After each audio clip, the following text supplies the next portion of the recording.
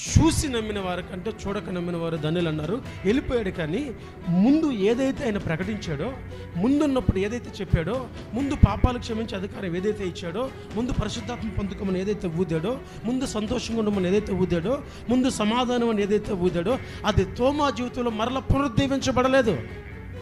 ఎందుకు? బైబిల్లో ఉన్న మాటలే సాక్ష్యం. ఆత్మీయ సహవాసం కూడినప్పుడు లేడు, లేకపోవడం వల్ల కొన్ని కోల్పోయాడు, మరలా పశ్చాత్తాపడ్డాడు. ఈ దేశం రక్షించబడిందంటే, నీవు నేను క్రీస్తుని అడిగామంటే, నీవు నేను క్రీస్తు మాటలు వింటున్నామంటే, నీకు నాకు క్రీస్తు అనే దేవుడు పాపాలు క్షమిస్తాడని తెలిసిందంటే, ఆయన ఈ దేశానికి వచ్చి తన ప్రాణమును పెట్టి, తోమ తన ప్రాణమును పెట్టి ఈ దేశంలో సువార్త చేశాడు. మన భారతదేశాన్ని ప్రేమించి భారతదేశానికి వచ్చిన వాడు తోమ.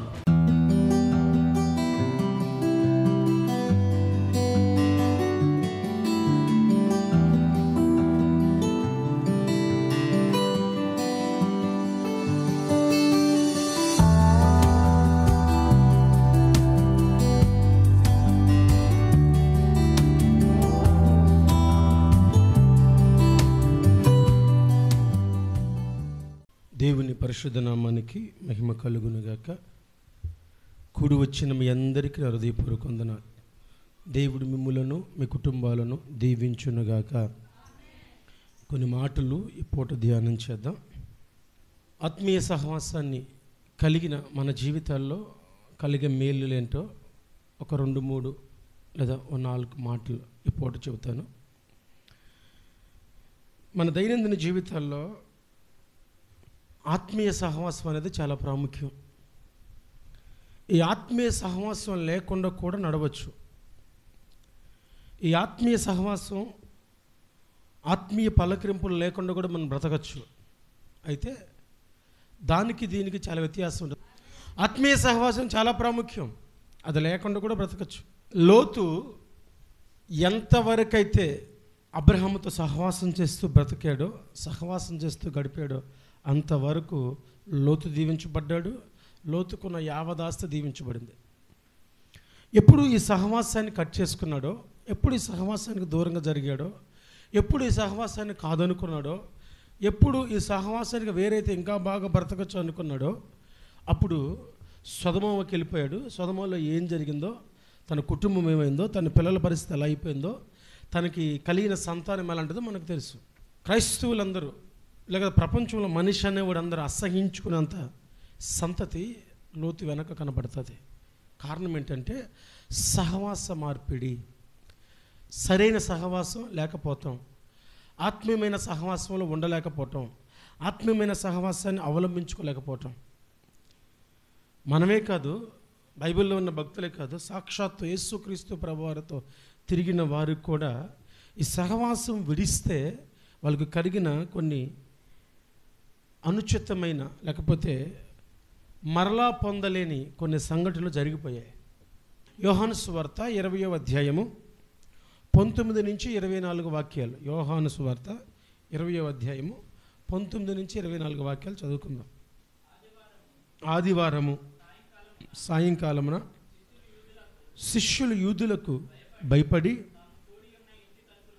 తాము కూడి ఉన్న ఇంటి తలుపులు మూసి, యేసు వచ్చి మధ్యన నిలిచి, మీకు సమాధానము కలుగునుగాక అని వారితో చెప్పాను. ఆయన అలాగూ చెప్పి వారికి తన చేతులను ప్రక్కను చూపగా శిష్యులు ప్రభువును చూచి సంతోషించరి. అప్పుడు యేసు, మరలా మీకు సమాధానము కలుగునుగాక, తండ్రి నన్ను పంపిన ప్రకారము నేను మిమ్మల్ని పంపుచున్నానని వారితో చెప్పాను. ఆయన ఈ మాట చెప్పి వారి మీద ఊది, పరిశుద్ధాత్మను పొందుడి. మీరు ఎవరి పాపములు క్షమించరో అవి వారికి క్షమించబడును, ఎవరి పాపములు మీరు నిలిచి ఉండనిత్తరో అవి నిలిచి ఉండునని వారితో చెప్పాను. యేసు వచ్చినప్పుడు 12 మందిలో ఒక్కడైన దిదుమ అనబడిన తోమ వారితో కూడా లేకపోయాను. చిన్న ప్రార్థన చేసుకుందాం. ఆశ్రయుడా, నీకు స్తోత్రం. ఈ సమయమందు ఆత్మీయ సహవాసాన్ని వీడక, ఆత్మీయ సహవాసాన్ని విడవక, ప్రతి సమయంలో సమాజంగా కూడిన ప్రతిసారి, సహవాసంగా కూడిన ప్రతిసారి, ప్రార్థించడానికి కూడిన ప్రతిసారి సమయం దొరికిన ప్రతిసారి మా సహవాసాన్ని ఆత్మీయులతో గడపడానికి నీ కృపను దయచేయి. ఒకవేళ మేము ఆత్మీయులతో గడపలేకపోతే వేటిని కోల్పోతామో ఈ పూట మాకు అర్థమవునట్లు మీరు మాతో మాట్లాడండి. మీరు మాట్లాడుతూ ఉండగా వినగలిగిన చెవి, గ్రహించగలిగిన మనస్సును కలుగు చేయండి. సంయోచితమైన ప్రతి మాటను మీరు నా నోటి నుంచి మీ నామమునకు మాత్రమే మహిమను తెచ్చుకొనమని నజరేయుడగు యేసుక్రీస్తు నామములో అడిగి వేడుకొనుచున్నాము తండ్రి, ఆమేన్. హల్లెలూయా, హల్లెలూయా. యేసు ప్రభువారు మరణించి తిరిగి లేచారు. ఇంచుమించుగా లేచిన రోజు సాయంత్రం అయిపోయింది. ఆ దేశమంతా ఒక పుకారు వచ్చింది. ఏంటంటే శిష్యులే యేసు ప్రభువారిని ఎక్కడో దాచేసి ఆయన కనబడ్డలేదు, లేచాడు అని ప్రచారం చేస్తున్నారు అని ఒక అపోహను పుట్టించారు. ఈ పుకారు దేశమంతా శికారు చేసేసింది. ఓ ప్రక్క దేవుని గురించి ప్రకటిద్దామంటే కొట్టి చంపేసేలా ఉన్నారు. యూదులకు భయపడి, యూదులకే భయపడి వారు కూడి ఉన్న స్థలంలో, ఆ గృహంలో, ఆ ఇంటిలో తలుపులు మూసుకొని లోపల సమాజంగా సహవాసంగా కూడి ఉన్నారు. అయితే వారిలో 10 మంది ఉన్నారు, కానీ 11వ వ్యక్తి లేడు. దిదుము అనబడిన తోమ లేడు. అప్పటికి ఇస్కరియోతు ఏదో చనిపోయాడు. మిగిలిన 11 మంది. ఆ 11 మందిలో 10 మంది లోపల ఉన్నారు. దిదుము అనబడిన తోమ గారు, ఏ తోమ గారు అయితే మన దేశానికి వచ్చి పరిచయం చేశారో, ఏ తోమ గారు అయితే మన దేశానికి వచ్చి తన ప్రాణత్యాగం చేసి హతసాక్షిగా మరణించారో, ఆయన ఆ గుంపులో లేరు. అది యేసుప్రభువు వారు తలుపులు మూసి ఉండగా లోపలికి వచ్చేసారు. రాగానే వారిని చూసి ఆయన పలికిన మాట ఏంటంటే, మీకు సమాధానము కలుగునుగాక అన్నాడు. ఏమన్నాడు? సమాధానము కలుగునుగాక అన్నాడు. తర్వాత మరలా సమాధానం కలుగునుగాక అన్నాడు. తర్వాత సంతోషాన్ని ప్రకటించాడు. తర్వాత వారి మీద పరిశుద్ధాత్మని ఊది పరిశుద్ధాత్మని పొందుకోండి అన్నాడు. తర్వాత అన్నాడు, మీరు ఎవరి పాపాలు క్షమిస్తారో వాళ్ళ పాపాలు క్షమించబడతాయి, ఎవరి పాపాలు నిలిచి ఉండాలి అని మీరు చెబుతారో వారి పాపాలు నిలిచి ఉంటాయి అని ఒక అధికారాన్ని ఇచ్చాడు. ఇక్కడ ఆ సమాజంలో, ఆ సహవాసంలో కూడి ఉన్నప్పుడు, ఆ ఆత్మీయ సహవాసంలో ఉన్నప్పుడు తోమ ఈ 4 విషయాలు కోల్పోయాడు. మరలా 20వ అధ్యాయానికి వెళ్ళిపోయినప్పుడు మరలా దేవుడు ప్రత్యక్షమైనప్పుడు వారితో కూడా తోమ ఉన్నాడు. తోమ సమాధానం కలుగునుగా అందరికి ప్రకటించాడు. అవిశ్వాసమై ఉండొద్దన్నాడు. ఎందుకంటే ఆయన గాయాల్లో వేలు పెట్టాలి, ఆయన డొక్కలో చేయి పెట్టాలి, అప్పుడే నమ్ముతాన్నాడు. కాబట్టి అవిశ్వాసంగా ఉండదు తోమ. చూసి నమ్మిన వారి కంటే చూడక నమ్మిన వారు ధన్యులు అన్నారు. వెళ్ళిపోయాడు. కానీ ముందు ఏదైతే ఆయన ప్రకటించాడో, ముందున్నప్పుడు ఏదైతే చెప్పాడో, ముందు పాపాలు క్షమించే అధికారం ఏదైతే ఇచ్చాడో, ముందు పరిశుద్ధాత్మ పొందుకోమని ఏదైతే ఊదాడో, ముందు సంతోషంగా ఉండమని ఏదైతే ఊదాడో, ముందు సమాధానం అని ఏదైతే ఊదాడో, అది తోమా జీవితంలో మరలా పునరుద్ధరించబడలేదు. ఎందుకు? బైబిల్లో ఉన్న మాటలే సాక్ష్యం. మొదటిగా ఆయన పలికిన మాట, ఈ 4 మాటలు సంక్లుప్తంగా వివరించి నేను ముగిస్తాను. మొదట ఆయన పలికిన మాట ఏంటంటే, మీకు సమాధానము కలుగునుగాక. 20వ అధ్యాయం 19వ వాక్యంలో ఉంటుంది. లోపలికి రాగానే ఆయన ఏం చెప్పాడు? మీకు సమాధానము కలుగునుగాక. సంఖ్యాకాండము 6వ అధ్యాయము 26వ వాక్యాన్ని చదువుదాం.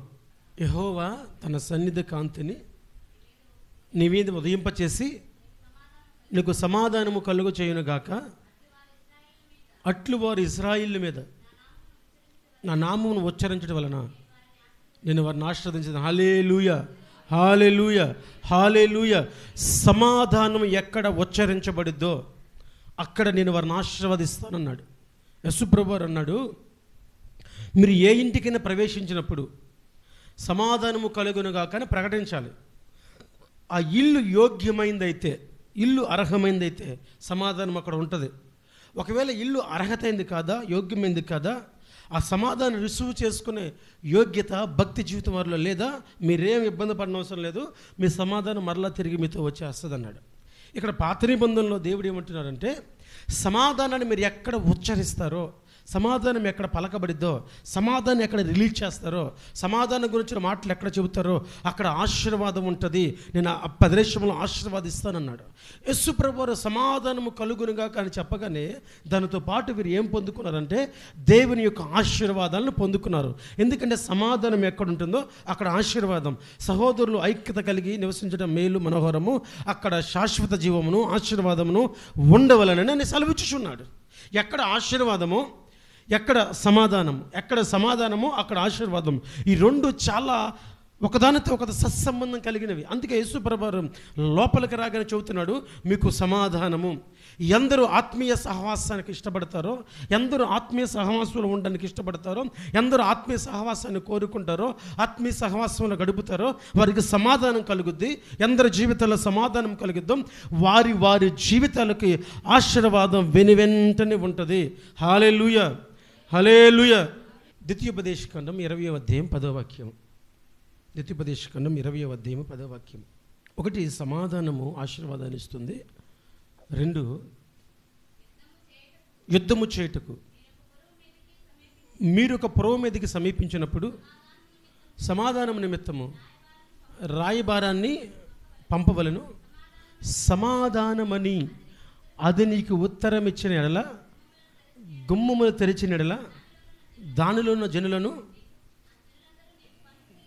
జనులందరూ నీకు పన్ను చెల్లించి నీకు దాసులగుదురు. జాగ్రత్తగా వినాలి. దేవుడి సాక్షాత్ దేవుడు చెప్తున్నాడు ఇశ్రాయేలీయులతో, మరి ఏదైనా ఒక పురం మీదకి, ఒక పట్టణం మీదకి, ఒక దేశం మీదకి యుద్ధానికి వెళ్ళినప్పుడు అమాంతంగా వెళ్ళి వాళ్ళ మీద పడకండి. మొదట నువ్వు సమాధానమా, మాతో సమాధానంగా ఉంటావా అని ఒక వర్తమానాన్ని పంపండి. వాళ్ళు కానీ మేము సమాధానంగా ఉన్నామండి, మీతో సమాధానంగా ఉంటాం, మీతో గొడవలు వద్దు మాకు అంటే మీ కొరకు వాళ్ళ ద్వారాలు తెరిచారు కదా అని అదును చూసుకొని ఎవరిని చంపకండి. లోపలికి వెళ్ళి వారితో మాట్లాడి ఎంత పొన్నుని, ఎంత చిత్తని కట్టించుకోండి, వారితో సమాధానంగా ఉండండి, వారిని ఏం చేయకండి, వారి ప్రాణహాని చేయకూడదు అని చెప్పాడు.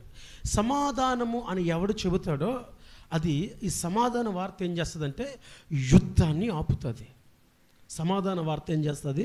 యుద్ధాన్ని ఆపుతుంది. సమాధానం ఏం చేస్తుందంటే ఇరు వర్గాల మధ్య సంధిని సమకూరుస్తుంది. 1 సమాధానం ఆశీర్వాదాన్ని తీసుకొస్తే, 2 సమాధానం అనేది యుద్ధాన్ని ఆపుతుంది, రక్తపాతాన్ని ఆపుతుంది. దేవుడు అంటాడు, ఏ పట్టణం మీదకైనా మీరు యుద్ధానికి వెళ్ళినప్పుడు మీరు ఏం చేస్తారంటే, ముట్టడి దెబ్బ వేసినప్పుడు అక్కడ ఉన్న చెట్లు నరకడానికి చాలామంది అక్కడ ఉన్న చెట్లు వాటిని నరికేస్తారు. ఎందుకంటే వాటిని నరికి అడ్డుగా పెట్టుకుంటారు, ఎంత సైన్యం ముందు కనపడకుండా.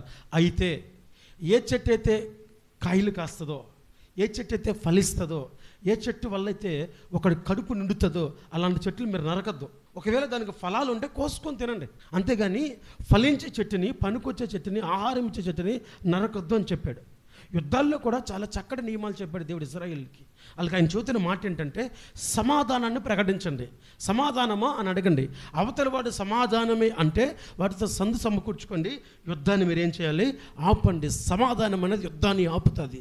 సమాధానం అనేది రక్తపాతాన్ని ఆపుతుంది. యేసు ప్రభువారు గదిలోనికి రాగానే సమాధానము అని ప్రకటించాడు. ఎందుకంటే వారికి కలిగే శ్రమలను, సమస్యలను అది ఆపుతుంది. వారిలో ఉన్న కలవరాన్ని ఆపుతుంది, వారిలో ఉన్న భయాన్ని ఆపుతుంది. వారు భయపడి దాక్కున్నారు, ఆ తర్వాత బయటకు వచ్చి బహిర్గతంగా దేవుని గురించి ప్రకటించాడు. కనుక లోపలికి వచ్చి దేవుడు అంటున్నాడు, మీకు సమాధానము కలుగును గాక. ఆ ఆత్మీయ సహవాసంలో ఎవరు లేరు? దిదుమ అనబడిన తోమ లేరు. ఈరోజు ఇక్కడ చాలామంది ఉన్నాం, చాలామంది లేరు. అంటే ఈ ఆత్మీయ సహవాసంలో ఎవరు లేరంటే, ఈ ఆత్మీయ సహవాసంలో ఎవరు లేరో వారు దేవుడు ఏం చెబుతున్నాడో వాటిని పొందుకోరు, అంతే. Very simple. అబ్రహాం లోతు వేరైపోయిన తర్వాత అబ్రహాం అక్కడే ఉన్నాడు, ఎటు పోలేదు. దేవుడు ప్రత్యక్షమై ఫలానా దిక్కుకెళ్ళు అని చెప్పేంతవరకు తన అడుగులు పడలేదు. కానీ లోతు అలా కాదు.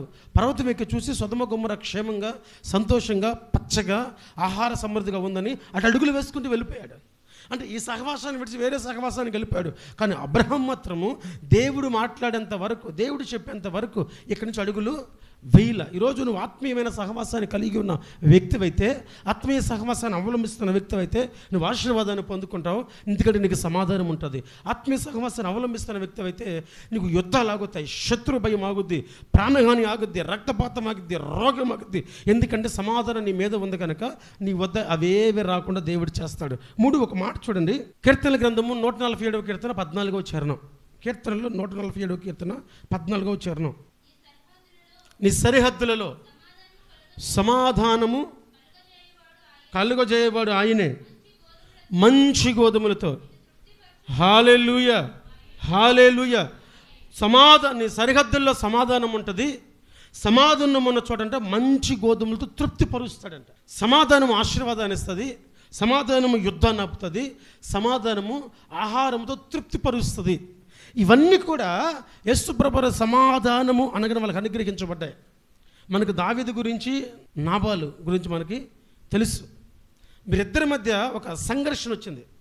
దావీదు ఎవడు?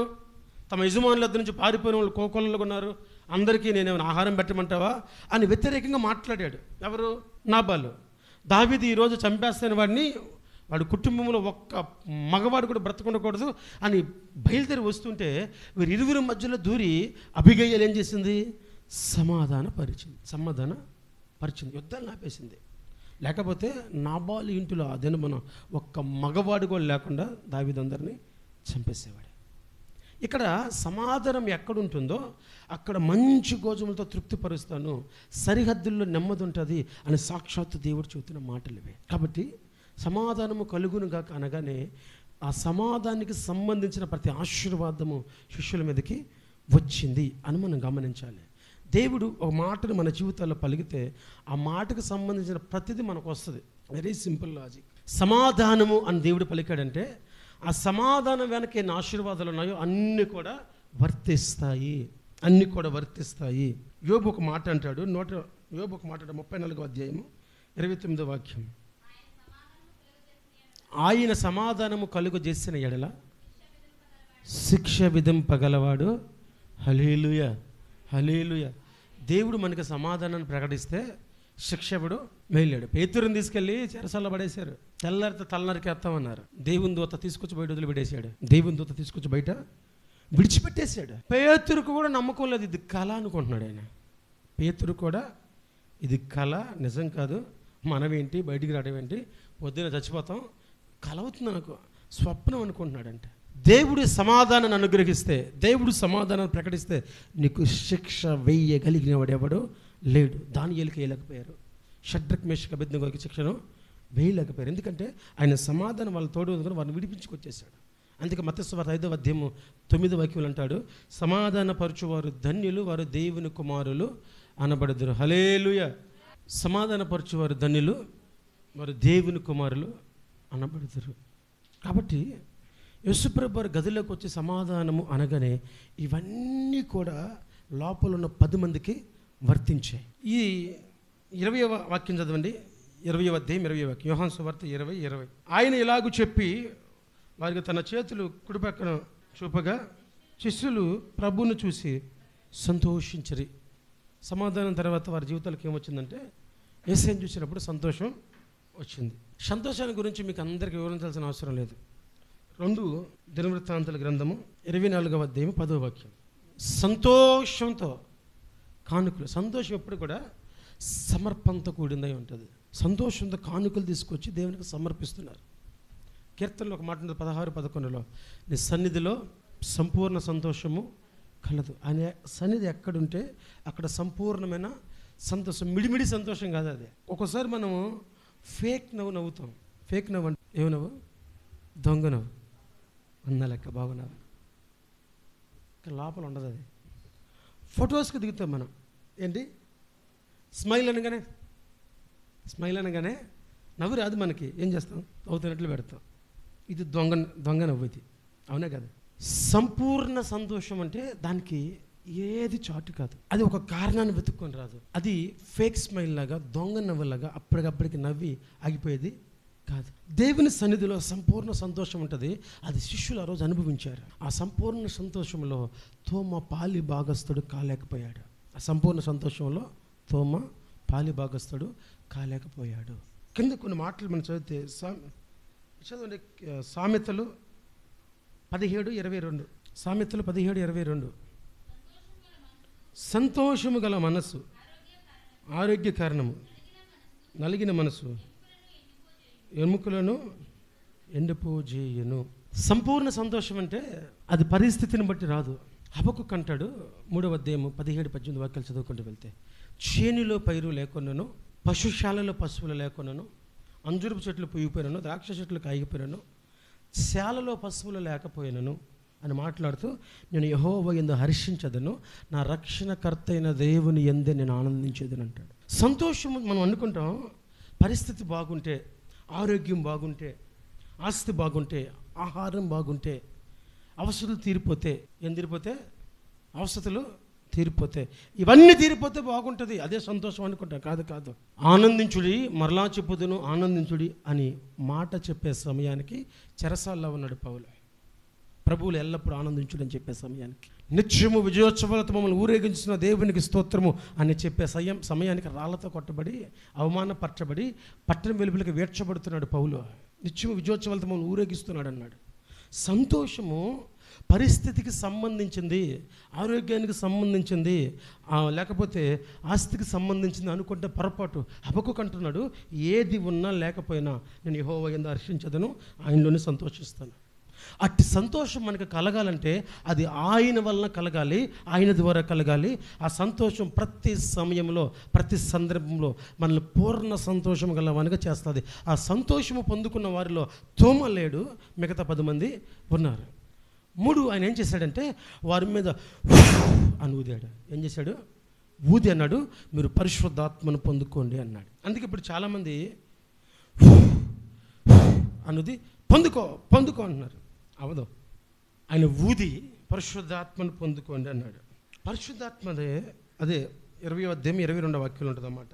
ఆయన మాట చెప్పి వారి మీద ఊది పరిశుద్ధాత్మను పొందుడి అని చెప్పాడు. 51వ కీర్తన 11వ చరణం మనం చదువుతున్నప్పుడు అక్కడ మనకి దావీదు కనబడతారు. నా బైబిల్ చెప్పండి అన్న. నీ సన్నిధిలో నుండి నన్ను త్రోసివేయకము, నీ పరిశుద్ధాత్మను నా యుద్ధ నుండి తీసివేయక. పరిశుద్ధాత్మ దేవుని సన్నిధిలో మనం నిలిచే యోగ్యతనిస్తాడు. దేవుని సన్నిధిలో మనం అర్హమైన వాడిగా నిలబెడతాడు. దేవుని సన్నిధిలో అర్హమైన పాత్రగా చూపిస్తాడు. పరిశుద్ధాత్మను తీసివేయద్దని దావీదు ఎందుకు ప్రార్థన చేస్తున్నాడంటే, యోగ్యమైన వ్యక్తులుగా మనల్ని చూపించగలిగిన వాడు పరిశుద్ధాత్మ దేవుడే. ఆయనే మనల్ని అలంకరించేవాడు, ఆయన మనల్ని సరిచేసేవాడు. ఆయనే ప్రతి మూలుగులను విభజించి 2 అంచెల వాడైన ఖడ్గములే దూరుకొని పోయి ప్రతి సమస్యను పరిష్కరించి ప్రతి పాపమును శాపమును అపవిత్రతను తొలగించేవాడు పరిశుద్ధాత్మ దేవుడు. ఆయన దేవుని ఎదుట నిలబడతాడు. కాబట్టి దావీదు అంటున్నాడు, నీ పరిశుద్ధాత్మ నా యొద్ద నుంచి నువ్వు తీసివేయద్దు. అపోస్తుల కార్యాల్లో 5వ అధ్యాయం 3వ వాక్యం చదువుతున్నప్పుడు పేతురు అంటాడు, పరిశుద్ధాత్మను మీరు ఎందుకు మోసపుచ్చుచున్నారు అన్నాడు. అప్పుడు పేతురు, అననీయ, నీ భూమి వల్ల కొంత దాచుకొని పరిశుద్ధాత్మను మోసపుచ్చుటకు, పరిశుద్ధాత్మను మోసపుచ్చుతున్నారు వీళ్ళు. అయితే మోసపోకుడే దేవుడు వికరించబడ్డని పరిశుద్ధాత్మ దేవుడు సత్యాన్ని బయలుపరిచేవాడు. ఈ శక్తి ఎక్కడ పొందుకున్నాడంటే దేవుడు వారి మీద ఊదినప్పుడు పొందుకున్నాడు పేతురు. పరిశుద్ధాత్మను ఎలా మోసగిస్తున్నారు మీరు అంటున్నాడు. ఎందుకంటే ఆయన సత్యాన్ని వెల్లడి చేస్తాడు, సత్యాన్ని దాచుడైన దాచి ఉంచుడు. పిలాతు అడిగాడు, సత్యం అంటే ఏంటి? సత్యం అనగానేమి నాతో చెప్పు అన్నాడు. పిలాతు ఏమడిగాడు? సత్యం అంటే ఏంటి నాతో చెప్పు అన్నాడు. సొలొమోను అంటాడు, సత్యమును అమ్మక దాన్ని కొని దాచుకొనమన్నాడు. పిలాతు అంటే సత్యం అంటే ఏంటి నాతో చెప్పు. యేసయ్య చెప్పారు, నేనే మార్గమును సత్యమును జీవమును. సత్యం అంటే ఆయనే. పిలాతు అడుగుతున్నాడు, సత్యం అంటే ఏంటి అని. సత్యం అంటే ఏందో ఎరగనైనా చేతులు ఏమని కడుక్కున్నాడు? ఏ దోషం ఈయనలో లేదు అంటే ఆయనలో ఏమన్నట్టు? సత్యం ఉంది, అబద్ధం లేదు ఆయనలో. పరిశుద్ధాత్మ సత్యాన్ని వెల్లడిపరుస్తాడు. ఎఫెసీయులకు రాసిన పత్రిక 4వ అధ్యాయం 30వ వాక్యంలో అంటాడు, పరిశుద్ధాత్మ యందు మీరు ముద్రించబడి ఉన్నారు అంటాడు. పరిశుద్ధాత్మ దేవుడు ఏం చేస్తాడంటే వీరు నావారు అని ముద్రిస్తారు. అందుకే సాతాను అంటది, నువ్వు యోబు చుట్టూ కంచెను నాటావు. పరిశుద్ధాత్మ దేవుడు మనల్ని ముద్రించేశాడు. ఆయన మన చుట్టూ ఉన్నాడు. మన మీద ఒక స్టాంప్ ఉంది, ఒక సీల్ ఉంది. అప్పుడప్పుడు గవర్నమెంట్ వారు కొన్ని ప్రాపర్టీస్ని స్వాధీనపరుచుకుంటారు. ఆ తాళం వేసేసి ఒక క్లాత్ చుట్టేసి దానికి ఒక కీల్ లాంటిది పోసి దాని మీద ఒక సీల్ వద్దుతారు. పొరపాటుని ఎవడైనా ఆ సీల్ బ్రేక్ చేశాడా వాడి జీవితం అయిపోయినట్టే. ఆ ప్రాపర్టీ బిలాంగ్స్ టు గవర్నమెంట్ అనమాట. ఇప్పుడు పరిశుద్ధాత్మ దేవుడు అంట మనల్ని ముద్రించాడంట. అంటే వీడు నాకు సంబంధించిన వాడు, ఈ స్త్రీ నాకు సంబంధించింది, ఈ కుటుంబం నాకు సంబంధించింది, ఈ సంఘం నాకు సంబంధించింది, వీరి జీవితంలో నాకు సంబంధించినవి అని ఆయన ముద్ర వేస్తాడంట. ఆయన ముద్ర వేస్తే ఎవడు దాన్ని తాకలేడు, ఏ శక్తి దాన్ని తీయలేదు. అందుకే మీరు ముద్రించబడి ఉన్నారన్నాడు. దేవుడు ఆ గదిలోనికి ప్రవేశించినప్పుడు పరిశుద్ధాత్మ ద్వారా లోపల ఉన్న వారిని ముద్రించాడు. దానిలో దిదుము అనబడిన తోమ లేరు. ఆఖరిగా ఆయన ఒక మాట్లాడు, అద్భుతమైన మాట.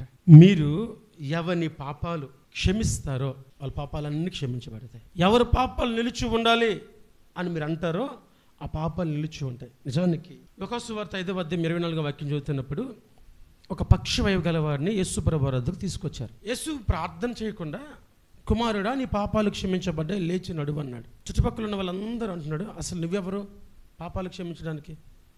పాపాలు క్షమించే అధికారం నీకు ఎక్కడదే, నువ్వు దేవుడివా అని ఆయన మీద గొడవకు వచ్చారు. అప్పుడు ఆయన అన్నాడు, పాపములను క్షమించే అధికారం మనిషి కుమారుడికి ఉందని మీరు తెలుసుకోవాలి అన్నాడు. అయితే పాపములను క్షమించుటకు భూమి మీద మనిషి కుమారుడు ఎవరు? యేసయ్యకు ఉంది. అంటే నాకు అధికారం ఉంది భూమి మీద అని చెప్పాడు. బాగానే ఉంది. ఇప్పుడు ఇదే మాట ఎవరితో చెబుతున్నాడు? శిష్యులతో చెబుతున్నాడు. ఏమనంటే, ఈ అధికారం నేను కలిగి ఉన్నాను, ఈ అధికారం భూమి మీద నేను కలిగి ఉన్నాను, అదే అధికారాన్ని మీకు ఇస్తున్నాను. ఎవడి పాపం అన్నా పోవాలి, నీ పాపాలు క్షమిస్తున్నాను అని నువ్వు చెప్పావా, అది క్షమించబడతాయి. నీ పాపాలు నిలిచి ఉంటాయి అని నువ్వు చెప్పావా, అవి నిలిచి. అంటే సాక్షాత్తు యేసు ఏ అధికారాన్ని కలిగి ఉన్నాడో ఆ అధికారాన్ని ఆ గదిలో ఉన్న వారికి ఆయన ప్రకటించాడు, ఇచ్చేసాడు. అందులో దిదుమ అనబడిన తోమ లేడు.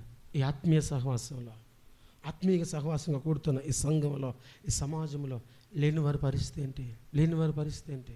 పాపములు క్షమించే అధికారం దేవుడికి ఉంది. అందుకే 51వ కీర్తన 2వ చరణం చదువుతున్నప్పుడు, నా తల్లి నన్ను పాపంలోనే కన్నది, పాపం ద్వారా నేను పుట్టాను, నీ పరిశుద్ధాత్మ నుంచి దూరం చేయవద్దు, హిస్సోపుతో కడుగు, హిమము కంటే తెల్లగా చేయి, మరలా నూతన హృదయాన్ని నాకు పుట్టించు అని దావీదు ప్రార్థన చేశాడు. పాపాలు క్షమించేది దేవుడు.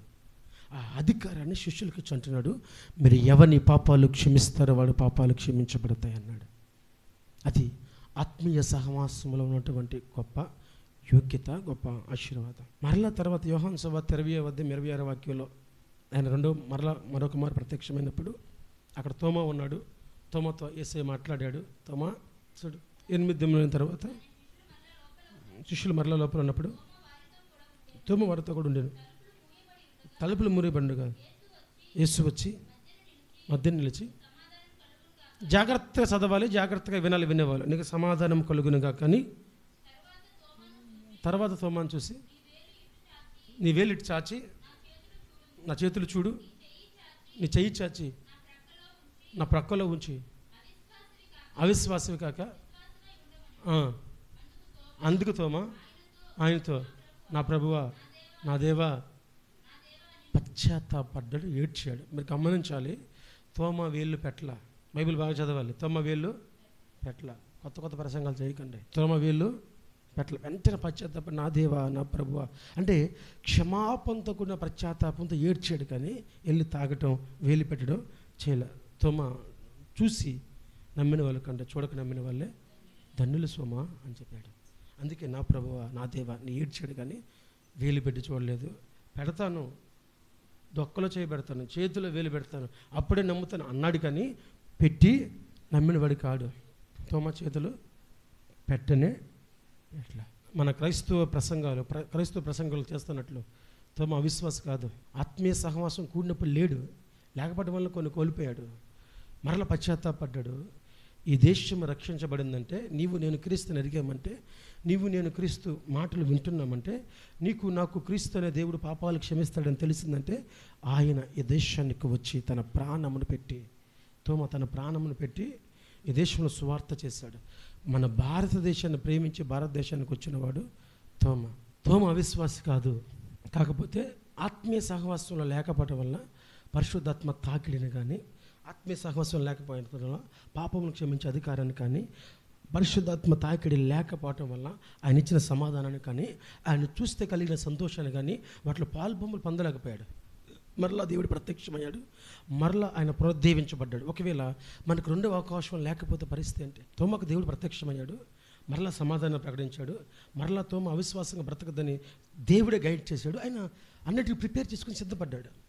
మన ఆత్మీయ సహవాసంలో ఉన్నప్పుడు పొందే మేలుని మరలా పొందుకోవాలంటే కుదిరే పని కాదు అదే.